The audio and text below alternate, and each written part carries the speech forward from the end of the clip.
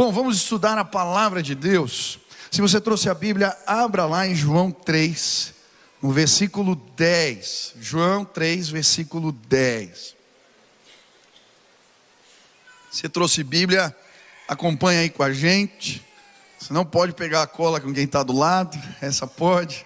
Ou acompanha a gente aqui no telão. Esse é meu filho, eu estou vendo. Pelo choro, identifiquei, né? João 3,10 diz assim: Tu és mestre em Israel e não compreendes estas coisas. Vamos ler juntos? Tu és mestre em Israel e não compreendes estas coisas. Estenda as suas mãos assim, em sinal de rendição total a Jesus. Repete comigo: Senhor Jesus, eu marquei um encontro contigo esta manhã. Senhor Jesus, eu abro meu coração para receber tudo aquilo que o Senhor tem para a minha vida. Fala comigo agora, em nome de Jesus, amém. Nós estamos numa série de mensagens chamada O Difícil Encontro com Nós Mesmos. Em cada uma dessas mensagens temos estudado o confronto de Jesus. Pessoas que se depararam com o confronto de Jesus. Estudamos a história da mulher samaritana. Jesus a confronta num poço, quando diz: vai buscar seu marido. Ela diz: não tenho marido. Jesus diz: disseste bem, porque tiveste 5, e o que agora tem não é seu marido. Diante do confronto de Jesus, aquela mulher é salva. Aleluia. Estudamos também o confronto de Jesus com Tomé. Tomé disse que só creria se visse o Cristo ressurreto e tocasse as suas chagas. E então Jesus aparece para Tomé e mostra as suas mãos feridas, o seu lado, e diz: toca aqui, Tomé. E diante do confronto de Jesus, aquele homem é despertado na sua fé. Hoje nós vamos estudar a história de Nicodemos. Esse mestre da lei, esse homem douto, que recebe um confronto especial de Jesus. E no versículo 10 está o confronto: tu és mestre em Israel e não sabes estas coisas. O confronto de Jesus é a respeito da ignorância de Deus. Por mais que Nicodemos soubesse sobre Deus, haviam conhecimentos a respeito do Senhor, conhecimentos mais profundos que ele não era capaz de acessar.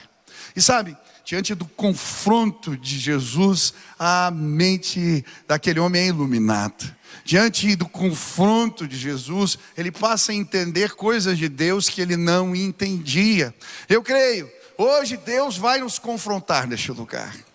A minha oração é que diante do confronto de Deus, o seu entendimento seja aceso. Que hoje você possa conhecer coisas mais profundas de Deus. Quantos desejam isso? Levante as mãos. Diga: eu quero conhecer mais de Deus. Eu quero conhecer mais de Deus. Agora, para entendermos esse confronto de Jesus, precisamos entender quem era Nicodemos. E o texto em João capítulo 3 começa dizendo: havia um fariseu chamado Nicodemos, uma autoridade entre os judeus. É interessante a maneira como a Bíblia apresenta Nicodemos. Primeiro a Bíblia vai dizer que ele era um fariseu. Os fariseus, eles faziam parte de uma seita que surgiu 150 anos antes de Cristo, com o movimento dos Macabeus.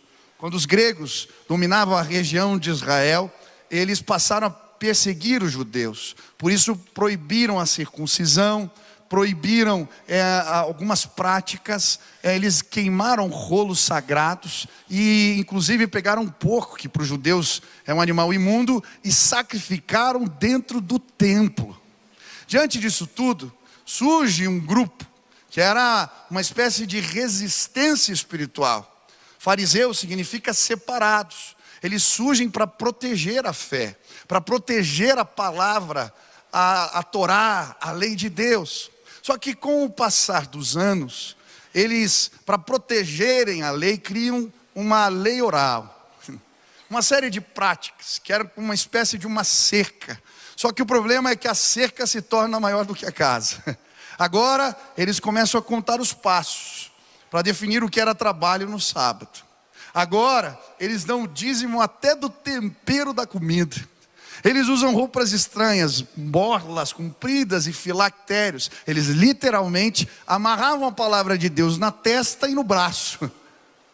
Mas apesar destas práticas, muitos perderam o coração. Conheciam a lei, mas deixaram de conhecer a Deus. Nicodemos era um fariseu, mas a Bíblia diz também que ele era uma autoridade. Os textos mais antigos falam um príncipe em Israel. Essa era a maneira de designar alguém que fazia parte do sinédrio. A palavra sinédrio significa assembleia sentada. Era a forma como aqueles homens que faziam parte do Supremo Tribunal de Israel, eles sentavam, se reuniam sentados em círculo para julgar as causas do povo. Eram homens de notável saber das Escrituras. Eles sabiam porções das Escrituras de cor. Nicodemos era alguém preparado desta maneira. Ele não era apenas um estudioso da Bíblia. Ele a conhecia de cor e sabia explicar várias porções da Torá. Ele também era alguém muito bem instruído, preparado. Para ser parte do sinédrio, a pessoa tinha que conhecer outras línguas, tinha que estudar matemática, astronomia, tinha que ter noções, sim, da história. Ele era um homem culto, muito bem preparado. Também era um homem de prestígio. Para fazer parte desse Supremo Tribunal, do sinédrio, eles tinham que ter negócios não duvidosos, não podiam emprestar com juros e tinham que ter filhos. Porque os judeus diziam que quando uma pessoa se torna pai, ela se torna mais misericordiosa para julgar. Jesus, quando se dirige a Nicodemos, não o chama apenas de mestre. Se você ler o versículo 2, é muito interessante, o 10 que acabamos de ler, Jesus o chama de o mestre. Ele era uma referência, era líder de líderes, alguém instruído, alguém que conhecia a palavra de Deus. Mas apesar disso, esse homem vai procurar Jesus no calar da noite. A Bíblia diz, aquele que foi ter com Jesus de noite. Eu acho interessante, porque essa é uma forma de designar Nicodemos na Bíblia. Todas as vezes que a Bíblia cita Nicodemos, ela cita assim, aquele que foi procurar Jesus à noite. Por que ele fez isso? Talvez para não ser visto. Ele foi procurar Jesus na calada da noite, porque o líder de Nazaré era uma figura controversa entre as lideranças da época. Então ele não queria ser visto. Ele não queria perguntar quando os outros estavam ouvindo. Ele vai procurar Jesus quando ninguém está vendo. E sabe, eu creio que muitas pessoas estão aqui hoje e procuram Jesus dessa maneira. Estão ouvindo pela rádio, pela televisão, mas procuram Jesus dessa maneira. Dizem, eu nunca vou ser crente. Mas quando ninguém está vendo, você vai lá pegar a Bíblia para ler os textos, escondido. Ou então, talvez você veio aqui hoje e disse para os outros, eu vim só para acompanhar meu filho. Na verdade, eu vim para examinar onde a minha esposa está indo. Mas na verdade existem questionamentos da sua alma. E talvez Jesus seja a resposta. Essa era a situação de Nicodemos, sabe? Para mim Nicodemos é um retrato. Um retrato daqueles que acham que sabem, mas na verdade não sabem. Um retrato daqueles que durante muitos anos tiveram suas crenças, acham que conhecem tudo e se aproximar de Jesus significa romper com suas tradições, começar de novo. Talvez existam aqueles que são líderes na igreja, como Nicodemos era no seu tempo. O retrato de Nicodemos tem muito a ver comigo, com você, pastor, diácono, irmão que sabe os preceitos, as músicas, os versículos. A história de Nicodemos pode ser a minha e a sua.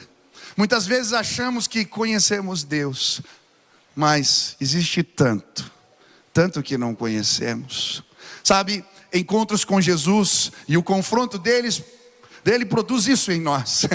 Quando chegamos perto de Jesus, somos tocados pela graça. Quando chegamos perto de Jesus, somos provocados ao conhecimento mais profundo de Deus. Hoje eu queria te convidar a conhecer. Mas eu sou pastor, eu não estou falando sobre isso. Mas eu sou diácono. Não, eu tenho 40 anos de PIB. Não, eu não estou falando sobre isso. Deus quer se revelar nesta casa, e Ele quer se revelar a mim e a você, e eu quero o conhecimento mais profundo dEle. Durante muito tempo, eu vim aqui, eu me enganava. Eu sabia os versículos. Um dia nós saímos para voltar para casa, e o meu pai, na hora que chegamos na garagem, falou: filho, espera um pouco aí no carro. Minha mãe subiu, a Kelly também, e o pai falou: filho, eu tenho orado por você, e o Senhor tem me dito que você ainda não conhece a Deus. Existem coisas de Deus que você não conhece. Eu já era batizado, eu já tinha feito o discipulado. E então meu pai começou a compartilhar experiências do poder de Deus, coisas que ele não falava costumeiramente no púlpito, mas que ele dividiu comigo naquele carro, aquele dia. E de alguma maneira eu fui instigado. Na minha mente surgiu algo: existem coisas de Deus que eu não conheço. Depois daquela palavra, eu comecei a frequentar vigílias, eu comecei a ler livros, eu comecei a buscar a Deus de uma maneira que eu não buscava antes. E um dia, o meu entendimento foi aceso. Como se Deus abrisse os meus olhos, eu pude compreender coisas de Deus que antes eu não compreendia. Eu não sei se você está me entendendo. Deixa eu te contar a história de um avivalista. John Wesley jejuava 2 vezes por semana. Ele buscava a Deus de maneira tão sistemática que ele foi apelidado de metodista. Ele seguia um método. Aquele homem fazia visitas a presos, fazia boas ações, era uma pessoa boa, excelente. Aos 32 anos ele vai pregar o evangelho para os índios na América. Chega lá, dá tudo errado, e ele escreve então no seu diário: fui pregar aos índios na América, mas quem vai converter a mim? Um dia, numa reunião simples, com um homem, lendo um texto simples da palavra, ele diz: o meu coração começou a aquecer estranhamente. Naquele dia eu conheci a Deus de verdade. Sabe, hoje eu creio, o coração de pessoas vai se aquecer. A minha oração é, enquanto eu prego, enquanto falo, algo no seu coração desperte. Existem coisas mais profundas de Deus. Existem sim realidades a respeito do Pai que podemos conhecer. Hoje eu vim fazer do confronto de Jesus o meu confronto para você. Tu és mestre em Israel, mas não conhece estas coisas. Quantos querem conhecer mais de Deus? Levante as mãos. Aleluia. À medida que Jesus confronta Nicodemos, ele ensina para ele 5 realidades, 5 revelações a respeito do reino de Deus e a respeito do próprio Deus. E hoje eu queria compartilhar esses ensinos com você. Jesus tinha uma maneira didática de ensinar, e ele usa imagens para fazer isso. Eu gosto das imagens porque elas são mais fáceis de gravarmos, memorizarmos. E eu quero compartilhar com você as imagens que Jesus usou a falar a respeito do reino de Deus, ao falar com Nicodemos sobre o próprio Deus. A primeira imagem que Jesus usou foi a imagem do nascimento. Ele vai dizer assim, olha que bonito. Jesus respondeu. Ele tinha perguntado: mestre, sabemos que ensinas da parte de Deus, porque ninguém pode fazer os milagres que fazes se Deus não estiver com ele. Então Jesus responde: em verdade te digo, se alguém não nascer de novo, não pode ver o reino de Deus. A primeira imagem que Jesus usa para explicar a respeito do reino, a respeito de Deus para Nicodemos, foi o nascimento. Quem aqui é pai? Isso, levanta as 2 mãos. Eu sou pai de 3, aleluia. Falta uma mão até aqui. Eu lembro quando nasceu o Beni, eu fiquei tão feliz, tão feliz, tão feliz. Eu não sou muito dado assim a tirar foto, essas coisas. E quando nasceu o Beni, eu comecei a tirar foto. E eu falei para a Sil, eu queria mais 5 desses. 3 está bom agora, graças a Deus. Estou feliz. Mas olha que legal essa foto. Essa é quando a Nina nasce. Olha a minha cara de bobo, né? E olha que legal, a Nina está no colo ali e o Beni está meio enciumado, olhando assim o que está acontecendo. Agora chegou o Davi também, né? E é um privilégio ter filhos. Eu não sei, quem aqui foi pai sabe do que eu estou falando. É um sentimento inexplicável quando você pega aquela coisinha, né?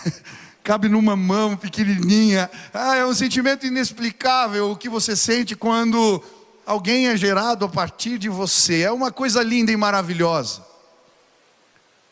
Nascimento, alegria, satisfação. Sabe, hoje eu creio que nós vamos gerar este sentimento no coração do Pai.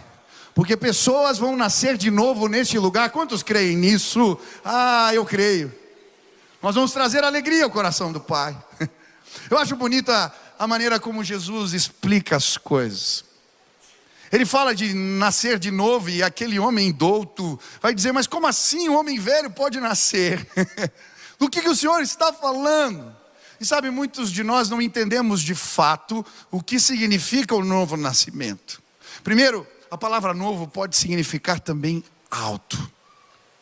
Jesus está falando, se queremos ter parte com Deus, se queremos ter um relacionamento com Deus, se queremos ingressar no reino de Deus, precisamos nascer do alto.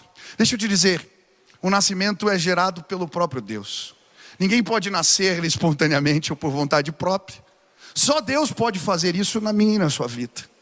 Agora, me chama a atenção porque ao explicar, Jesus vai dizer assim, o que nasce da carne é carne, e o que nasce do Espírito é Espírito. Se queremos ter parte com Deus, precisamos nascer no Espírito. Essa semana eu fui levar as crianças para fazer discipulado. Levei os dois. Eles foram espertos. Quinta-feira é o dia de fazer discipulado. Eu falo, pode escolher onde vamos comer. Eles, vamos no japonês, está saindo caro esse discipulado. Eu vou ter que mexer no orçamento de casa. Eu falei, a próxima é na padaria. E aí a gente estava conversando, e uma das perguntas que eles fizeram para mim foi, pai, como é que Deus fala? Você diz que Deus falou, que Deus falou, que Deus falou, mas a gente queria entender como é que Deus fala. E aí eu expliquei para eles. Falei, para ouvir Deus você tem que nascer no Espírito. Eles falaram, como assim? Você lembra da história do Adão e Eva? Quem leu essa história na Bíblia? Você lembra? Você deve saber essa história. Deus faz um boneco de barro, e o que ele faz? Era só um boneco de barro. O que ele faz? Sopra. Quando ele sopra nas narinas do boneco, o que acontece? Ele se torna alma vivente. Algo de Deus foi introjetado dentro do homem. Mas a Bíblia contar a história do Éden, ela fala de algo interessante. O homem e a mulher pecaram. E o que acontece por causa do pecado? Foi essa a pergunta que eu fiz para as crianças. O que acontece com Adão e Eva quando eles pecam? E eles falaram, eles foram expulsos do Éden. Eu falei, é verdade. Mas o que mais? Eles tinham que trabalhar muito agora e o trabalho era pesado. Eu falei, é verdade. O que mais? A Nina falou, a Eva, ela agora sentia dor no parto. Eu falei, é verdade. Mas o que é o mais importante? E eles falaram, não sei. Sabe o que aconteceu? Eles morreram no Éden. Mas como, pai? Eles morreram e continuaram a história deles.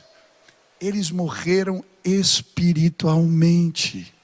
É por isso que em Efésios, no capítulo 2, a Bíblia diz que todos nós estávamos mortos em nossos pecados e delitos. Sabe o que acontece?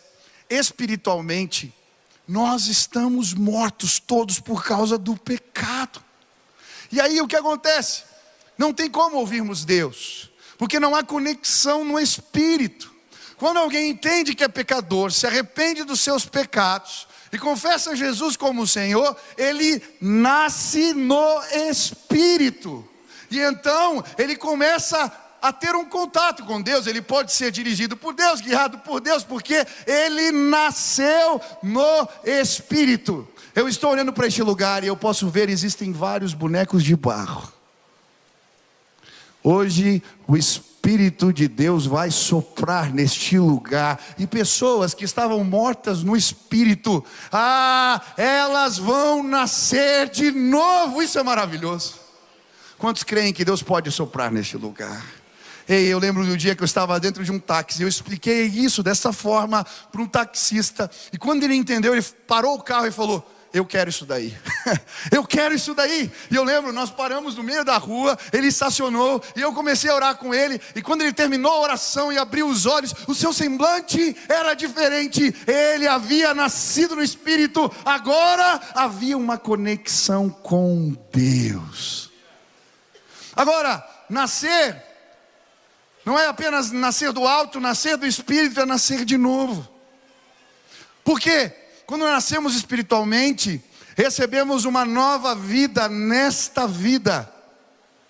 Ei, se mudanças não aconteceram na tua história, se você, após fazer uma oração, a sua vida continua exatamente a mesma, talvez você cumpriu o rito, mas não nasceu no Espírito. Quando alguém nasce de novo, ele não consegue mais ser o mesmo. Eu gosto da maneira que Paul Washer explica isso. Ele vai dizer: se alguém viesse para o culto e dissesse que no caminho foi atropelado por uma carreta com toneladas de carga, e ele chegasse exatamente igual, dizendo: olha, eu fui atropelado ali por uma carreta, mas eu vim para o culto, você iria acreditar? Eu não acreditaria. O meu Deus é muito maior do que qualquer carreta. Ele me encontrou no caminho da vida e eu nunca mais fui o mesmo. Pessoas que têm um encontro com Deus são transformadas. Ei, eu quero ver Deus mudando a história de gente. Se você nasceu de novo, a sua vida não pode ser mais a mesma. O encontro com Deus gera isso em nós. Hoje eu creio, Deus vai soprar. Pessoas vão nascer de novo, pessoas vão encontrar a graça, pessoas serão transformadas, vai haver um antes e um depois na sua vida, em nome de Jesus. Você pode aplaudir ao Senhor.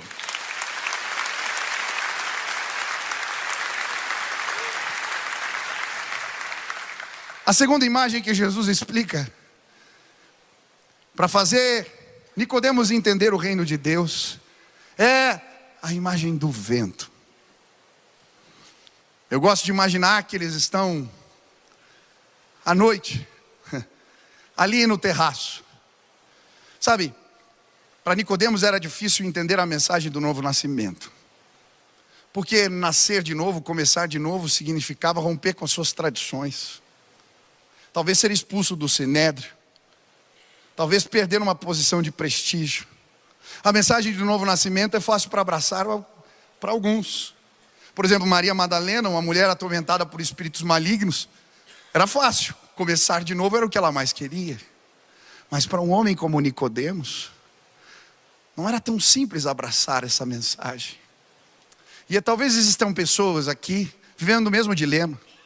Abraçar a fé em Jesus talvez signifique para você abandonar uma história de anos de tradição, romper com a família.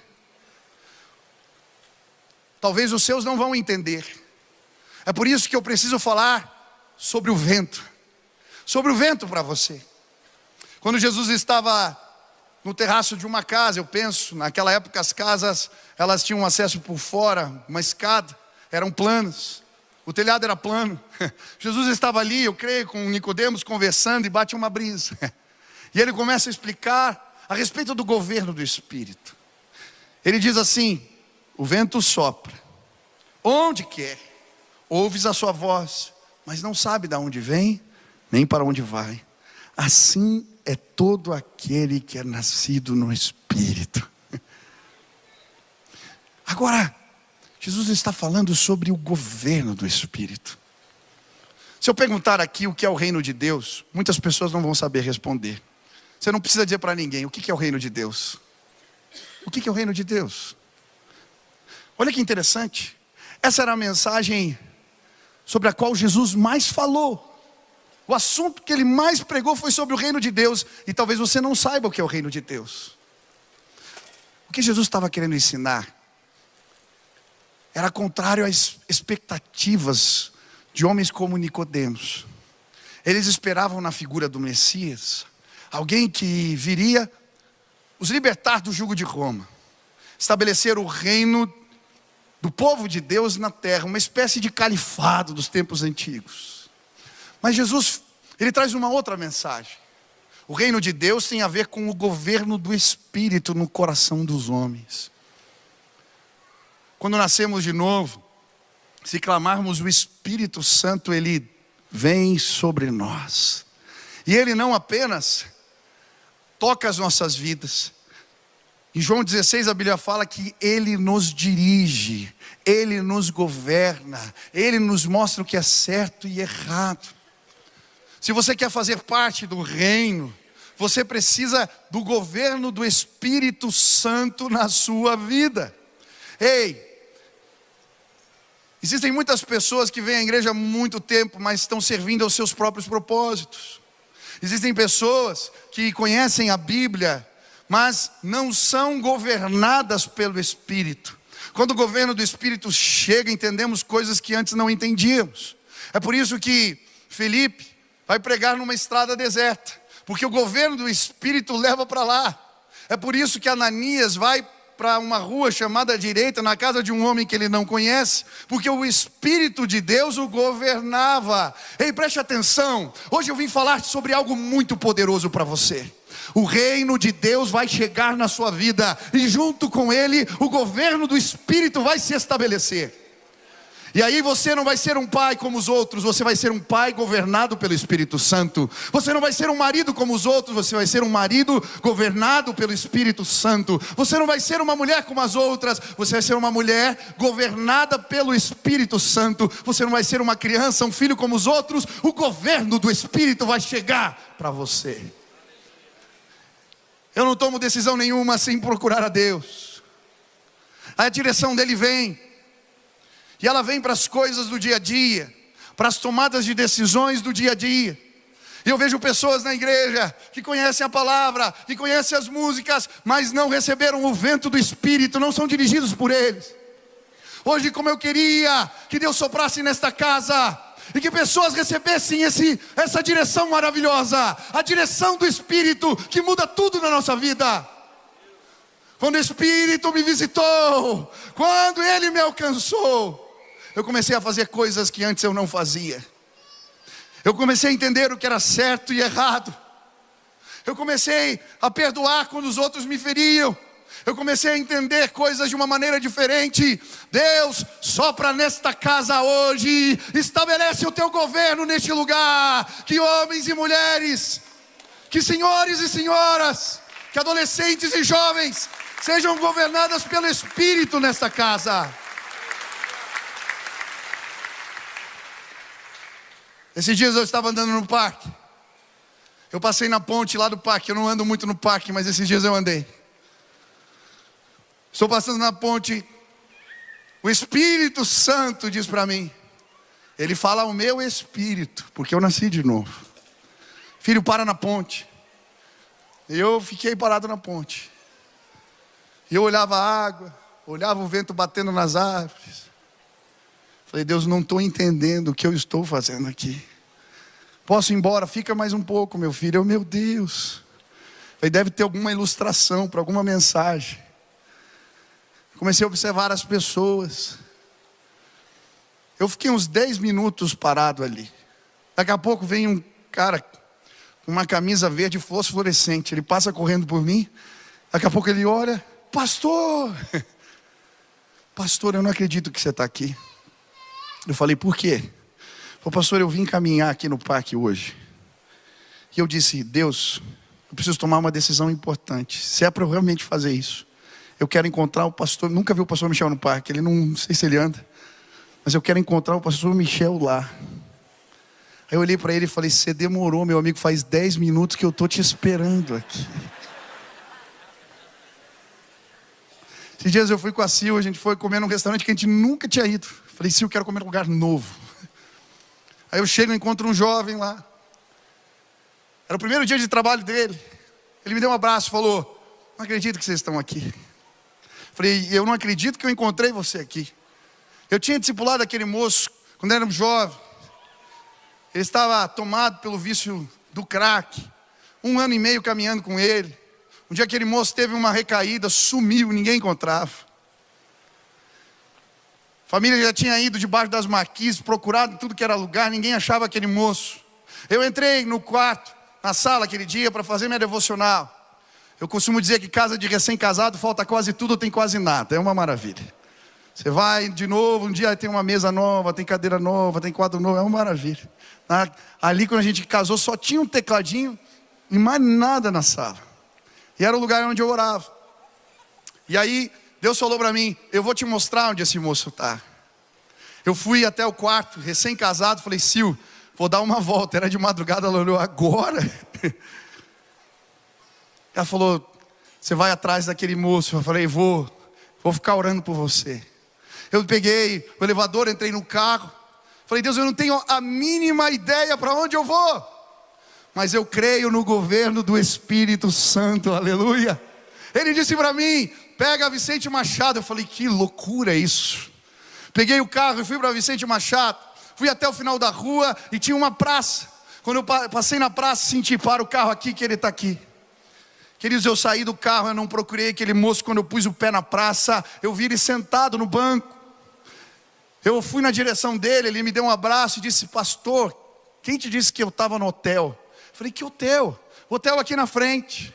Eu falei, não sei, cara, por que você está dizendo isso? Ele falou, é que eu estava no hotel e eu comecei a ouvir a tua voz aqui na praça me chamando. Eu desci para ver você não estava, eu sentei aqui, você apareceu. E eu disse para ele, não fui eu que estava te chamando, querido. Era o Espírito Santo que veio te buscar.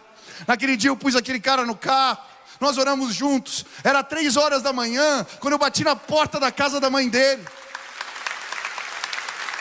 Ela disse, o que aconteceu?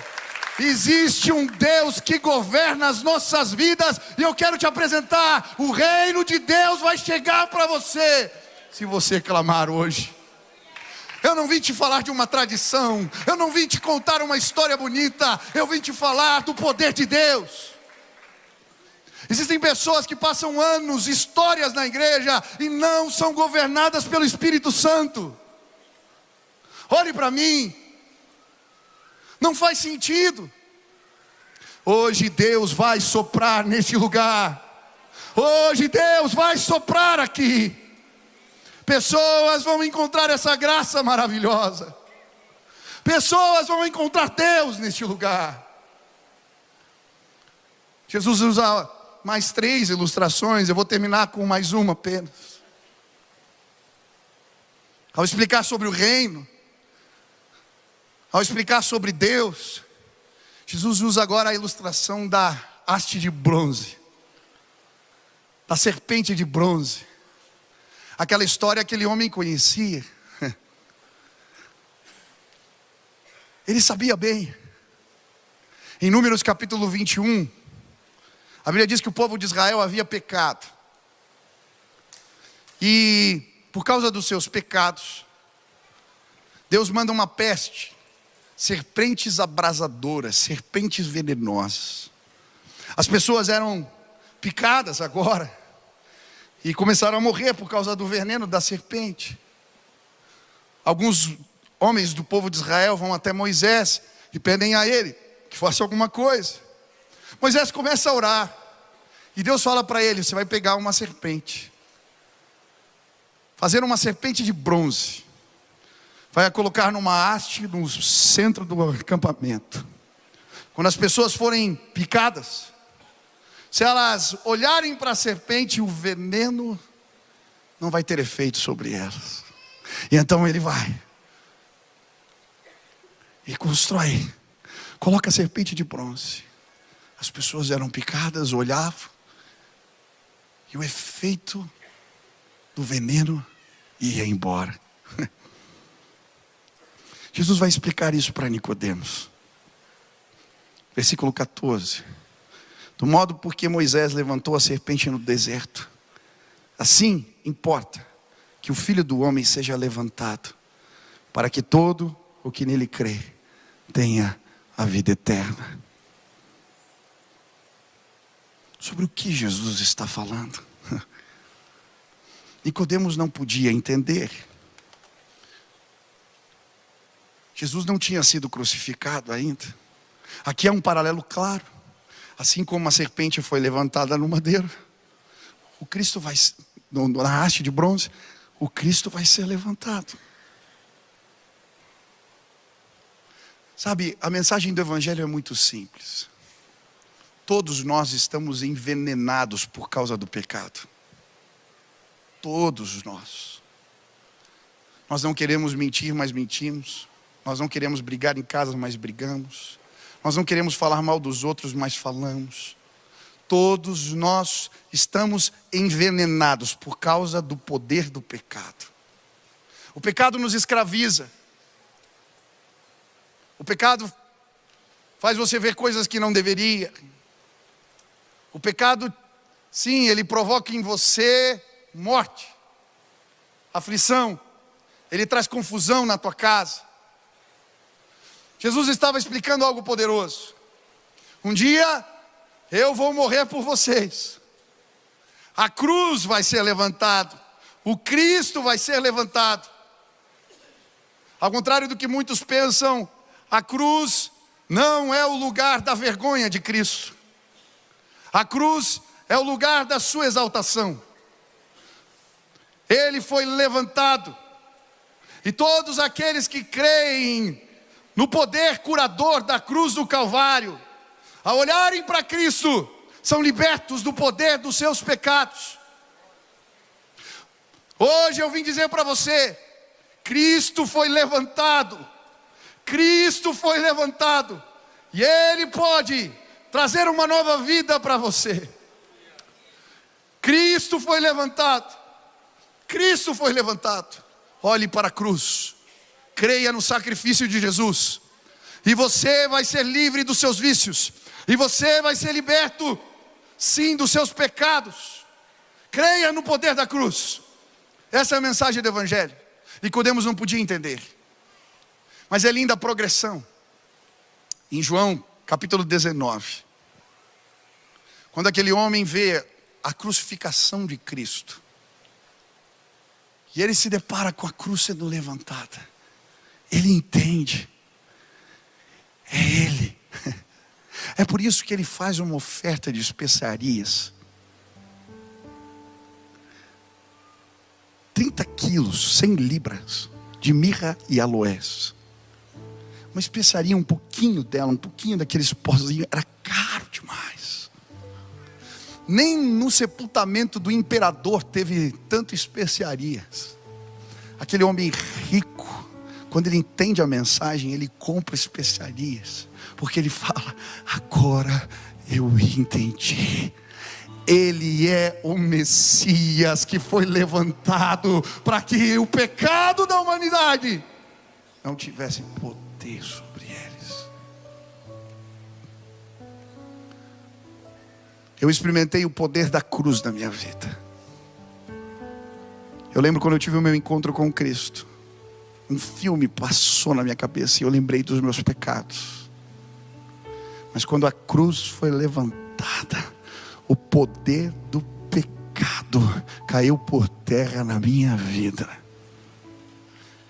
Olhe para mim agora em nome de Jesus, preste atenção. Existem pessoas aqui lutando contra vícios, lutando contra comportamentos, e eles são reféns. Na verdade existe uma crise de fé, porque o diabo é especialista em minar a nossa fé. Ele faz a gente acreditar que a gente não pode e não consegue sair dessa condição. E pior que nesse caso ele tem razão. Só tem um jeito. Se você levantar a cruz de Cristo e colocá-la sobre os seus olhos. O texto diz que tinha que olhar para a serpente. Deixa eu te explicar como você vai ser liberto dos seus pecados. Faça assim com a sua mão. Imagine a cruz de Cristo.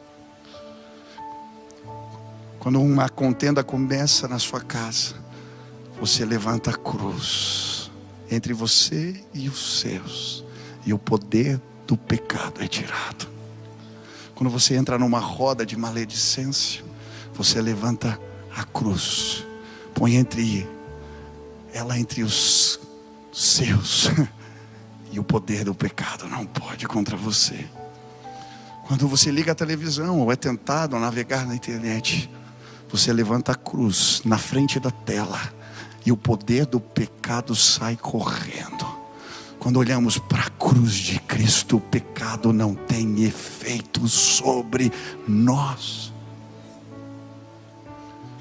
Essa semana, quando chegar na reunião, aquela que você se destempera, antes de começar, só faça uma oração: me deixa ver a cruz. Quando as discussões começarem entre com você e a tua esposa, só peça para que Ele te faça enxergar a cruz. Quando as injustiças vierem e tocarem na porta da tua casa, você vai pedir: me mostra a cruz.